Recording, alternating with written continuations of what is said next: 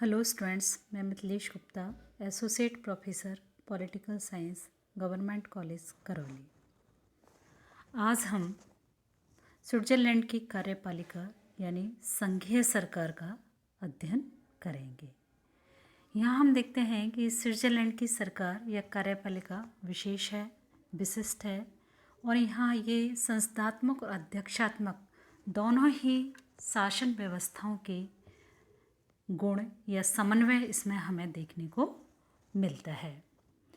Switzerland में जो नया संविधान है वो 1999 में लागू हुआ था और उससे पूर्व जो 1848 में जो संविधान था निर्मित हुआ था और जिसे 1874 में संशोधित किया गया था, उस समय कार्यपालिका की सबसे प्रमुख दो विशेषताएं थीं, बहुल कार्यपालिका और दूसरा था संसदीय और अध्यक्षीय कार्यप्रणालियों का समन्वय।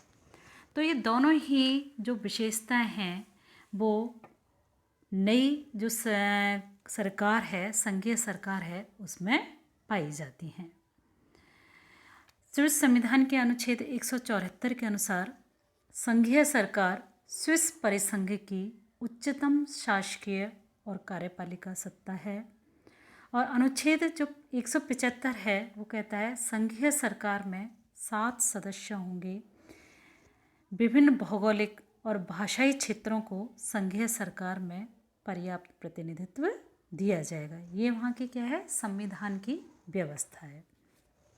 तो यहाँ हम देखते हैं जो अप्रैल 1999 में जो स्विट्ज़रलैंड का नया संविधान लागू किया गया था, उसमें स्विट्ज़रलैंड की कार्यपालिका को संघीय सरकार नाम दिया गया था, जबकि इससे पहले स्विट्ज़रलैंड की कार्यपालिका का जो नाम है उसे संघीय परिषद कहा जाता था। वहाँ पर पहले सरकार कार्यपालिका को क्या संघीय परिषद कहा जाता था, लेकिन 1999 से इसे संघीय सरकार कहा जाने लगा।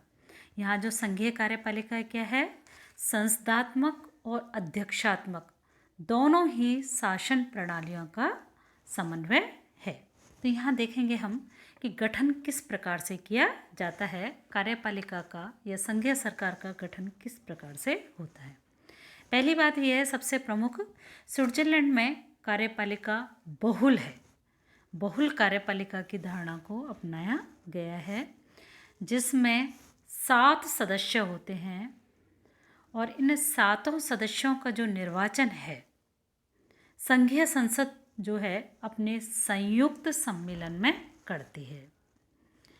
यानी कि जनता के द्वारा प्रत्यक्ष रूप से सदस्यों का निर्वाचन ना होकर के उनका निर्वाचन अप्रत्यक्ष रूप से होता है और यह अप्रत्यक्ष निर्वाचन किसके द्वारा किया जाता है, संघीय संसद के द्वारा अपने संयुक्त सम्मेलन में किया जाता है।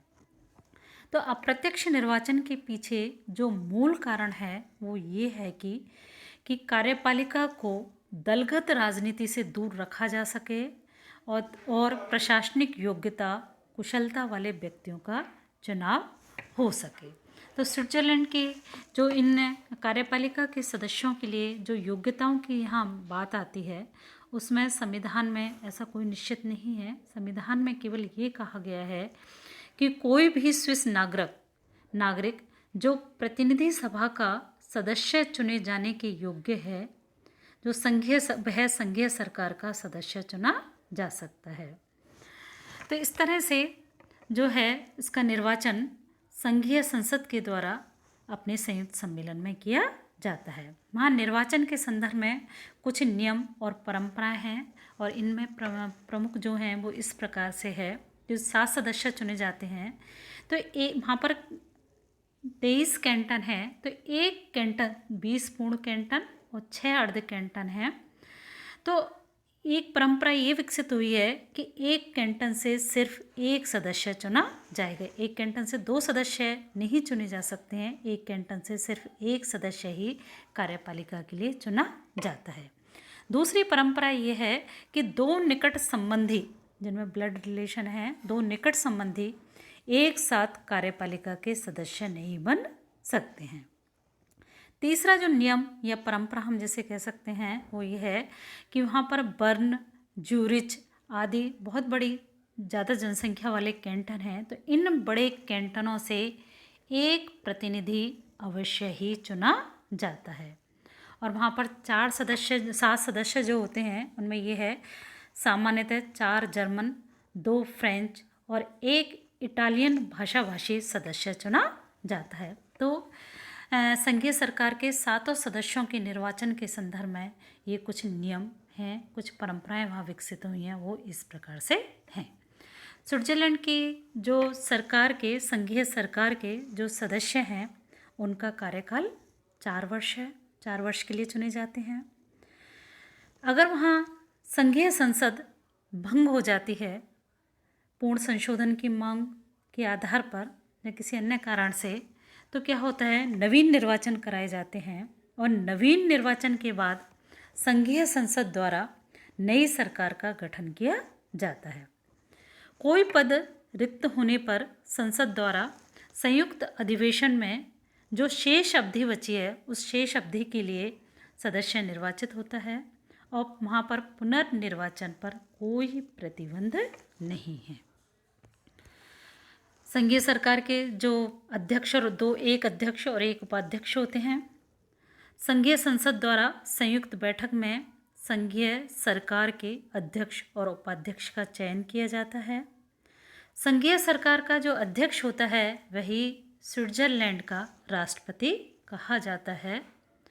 कोई भी सदस्य जो है लगातार 2 वर्ष के लिए अध्यक्ष नहीं चुना जा सकता है।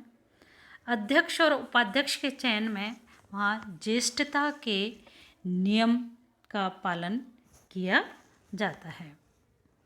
तो स्विट्ज़रलैंड की संघीय सरकार का अध्यक्ष राष्ट्रपति होता है। यहाँ देखते हैं हम राष्ट्रपति की जो शक्तियाँ हैं। स्विट्ज़रलैंड में राष्ट्रपति का पद शक्ति का नहीं है अपितु सम्मान और प्रतिष्ठा का है। यहाँ देखते हैं जो 7 सदस्य हैं, स्विट्ज़रलैंड का समस्त जो प्रशासन है वो 7 विभागों में विभक्त होता है। 7 प्रशासनिक विभाग होते हैं। इन 7 विभागों के नाम हैं, पहला है राजनीतिक विभाग होता है, दूसरा न्याय और पुलिस विभाग होता है, तीसरा गृह विभाग, चौथा सेना विभाग, पांचवा वित्त व प्रशुल्क विभाग, छठा सार्वजनिक और अर्थ विभाग और सातवां जो है डाक और रेल विभाग होता है। तो इस प्रकार से संपूर्ण जो प्रशासन है वो 7 विभागों में बटा रहता है और प्रत्येक विभाग संघीय सरकार के एक सदस्य के अधीन होते हैं। 7 सदस्य होते हैं और 7 विभाग होते हैं। इस प्रकार प्रत्येक विभाग जो है संघीय सरकार के एक सदस्य के अधीन होता है। संघीय सरकार अपने निर्णय एक सामूहिक संस्था के रूप में करता है। वहाँ पर संघीय सरकार का अध्यक्ष जो है राष्ट्रपति कहलाते हैं और राष्ट्रपति की जो कार्य हैं या भूमिका है वो 2 प्रकार से होती है। एक है राज्य मंडल के राष्ट्रपति के रूप में और दूसरी भूमिका है संघीय सरकार के सभापति के रूप में। यहाँ देखते हैं कि स्विस राष्ट्रपति का जो पद है वो शक्ति का नहीं अपितु सम्मान और प्रतिष्ठा का प्रतीक है। स्विस राष्ट्रपति किसी भी प्रकार की वीटो पावर का प्रयोग नहीं करता है। संघीय सरकार के जो सदस्य हैं, 7 सदस्य जो होते हैं वो शक्तियों में पूर्ण रूप से समान होते हैं। कोई भी सदस्य किसी दूसरे के अधीन नहीं होता है और यह ना तो संघीय सरकार के जो राष्ट्रपति है, अध्यक्ष है, ना तो संघीय सरकार के सदस्यों की नियुक्ति करता है और ना ही उनके विभागों में परिवर्तन कर सकता है। ये शक्ति किसके पास होती है? संघीय संसद के पास होती है। और इस प्रकार से हम देखते हैं कि राष्ट्रपति को वहाँ किसी भी प्रकार से उच्च स्थिति प्राप्त नहीं होती है अन्य सदस्यों की तुलना में। राष्ट्रपति की जो भूमिका 2 प्रकार से हमने बताई थी। एक होता है राज्य मंडल के राष्ट्रपति के रूप में, यहाँ देखते हैं वो राष्ट्र का प्रतीक माना जाता है। महत्वपूर्ण राष्ट्रीय और अंतर्राष्ट्रीय अवसरों पर राष्ट्र का प्रतिनिधित्व करता है। विदेशी राजदूतों का स्वागत, परिचय पत्र प्राप्त करना, संघीय संसद द्वारा पारित विधेयकों पर हस्ताक्षर आदि करने का कार्य जो है वो राष्ट्रपति के द्वारा किया जाता है। दूसरी जो भूमिका है राष्ट्रपति की वो क्या है, संघीय सरकार के सभापति के रूप में, अध्यक्ष के रूप में। इसके अंतर्गत देखते हैं वो बैठकों में सरकार की अध्यक्षता करता है। जो संघीय सरकार की जो बैठकें होती हैं उनकी अध्यक्षता किसके द्वारा की जाती है, राष्ट्रपति के द्वारा। निर्णायक मत देने का अधिकार होता है। सरकारी विभागों का निरीक्षण करने का, उनके मध्य समन्वय स्थापित करने का अधिकार होता है। और संघीय सरकार के एक सदस्य के रूप में वह एक विभाग का अध्यक्ष होता है।